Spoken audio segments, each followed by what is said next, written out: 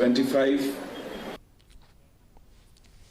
The Shillong Literary Festival at Wards Lake, which concluded yesterday, was hailed as one of the prettiest festivals in terms of its presentation and artistic work. DD News Meghalaya spoke to artist Arhakani Lamare, who along with partner Eddie Bosco Shadap created the event's unique aesthetic. Inspired by circus entertainment, Lamare used two old bicycles to create a captivating illusion of circular cardboard.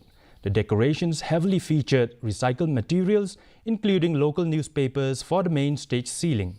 A special walk-through area featured a cloud-like structure made of cotton balls and LED lights, reflecting Shillong's reputation as the abode of the clouds.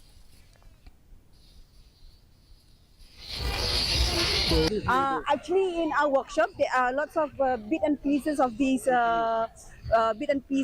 PVC boards and scrap irons, and then with the help of two old bicycles with the chains and bearings, we did the welding, drilling works, and we come up with this innovative piece.